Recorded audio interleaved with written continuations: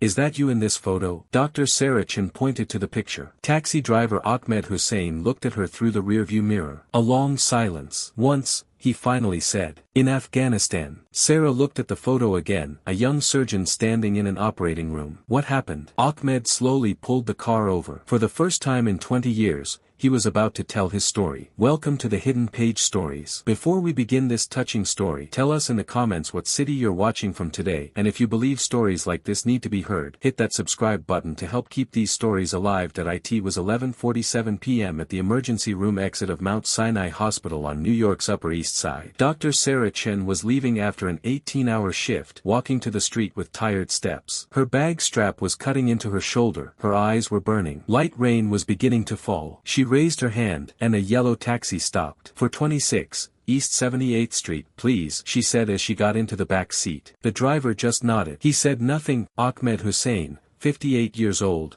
medium height, hair beginning to gray. He had been driving a taxi for 12 years. Every night the same route, around the hospital, Times Square, the airport. He didn't talk to passengers, didn't listen to the radio, just drove. Sarah leaned back, closed her eyes. She couldn't get the patient they'd lost today out of her mind. A 7-year-old child, car accident. They'd done everything right, but it wasn't enough. The vehicle slowly merged into traffic. Ahmed looked at his passenger through the rearview mirror. Young, tired, sad. It was obvious she was a doctor. She'd come out of the hospital, had a hospital ID hanging around her neck. While Sarah was checking her phone, her eye drifted to the dashboard. An old, yellowed photograph sat there. She looked carefully. The photo showed a young man in a white coat, in an operating room, gloves on his hands, medical equipment behind him. He was serious, but there was hope in his eyes. It looked like it was from the 1980s. Sarah looked at the photo more carefully. The man resembled the driver. Same nose, same jawline, but much younger, much more. "Is that you in this photo?"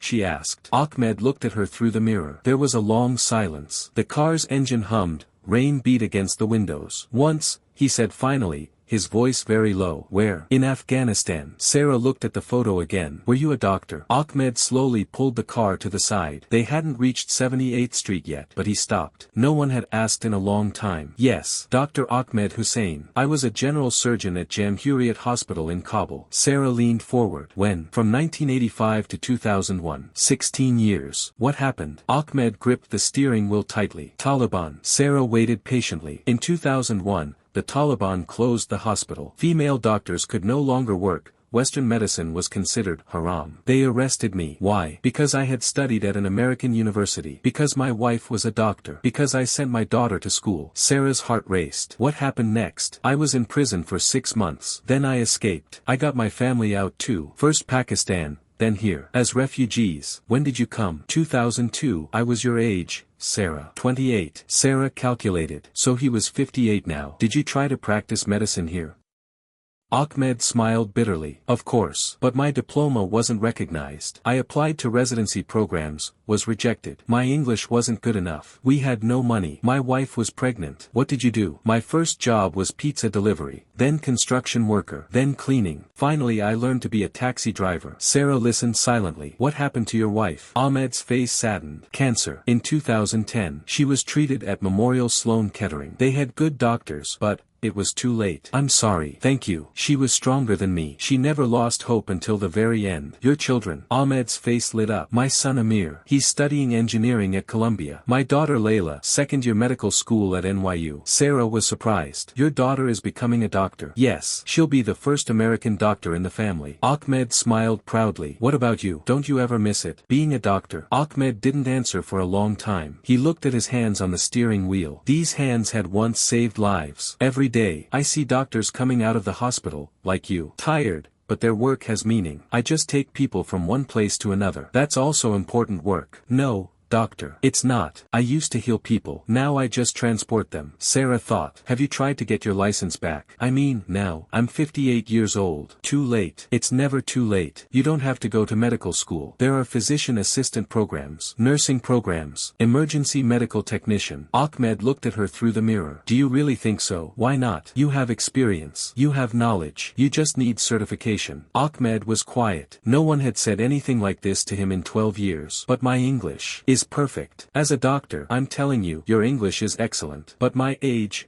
means nothing. There's a 65-year-old nurse working with me at the hospital. Ahmed truly smiled for the first time. You're very optimistic, Dr. Chen. Sarah Chen. And I'm not optimistic, I'm realistic. You're still a doctor, Mr. Ahmed. You're just doing a different job right now. Ahmed looked at the photo. That young surgeon, those hopeful eyes. Maybe it wasn't all over. Do you work at Mount Sinai? Yes. Emergency room. Maybe one day I could ask you about programs. Of course. I'll give you my card. Sarah took out a business card from her bag. Ahmed took it, carefully put it in his pocket. Thank you, Dr. Chen. It's been a very long time since anyone talked to me about my past. Thank you for sharing your story. Ahmed started the car again. They began moving towards 78th Street. Mr. Ahmed, Sarah said. Why do you keep this photo? Ahmed looked at the dashboard. Because that me never stopped being. Just waiting. 3 weeks later, Ahmed came to Mount Sinai Hospital's emergency room. But this time not as a taxi driver. He had physician assistant program application papers in his hand. Dr. Sarah Chen met him in the admissions office. Ahmed was excited but ready. Are you sure? Sarah asked. Yes. I won't just carry the idea of saving lives anymore. I'll live it again. The program lasted 2 years. Ahmed was older than the other students, but he was the most hardworking. He did his homework with his daughter Layla. His son Amir taught him how to use computers. In 2025, at age 60, Ahmed Hussein started working as a physician assistant at Mount Sinai Hospital. On his first day, he worked a shift with Dr. Sarah Chen. How do you feel? Sarah asked. Ahmed looked around. Hospital corridors, doctors, nurses, patients. He was home, like I never left. That day Ahmed's first patient was an elderly man having a heart attack. Ahmed's hands weren't shaking. His heart wasn't racing. These hands knew what to do. They saved the patient. At the end of the shift, Ahmed went to the taxi parking lot. He sold his car. He didn't need it anymore. Ahmed Hussein's taxi days were over. But his story wasn't finished. Now every day at the hospital, he was saving lives. And when he went home each night, that old photo was no longer in the dashboard. Because the man in that photo had returned. His daughter Layla also finished medical school. Like her father,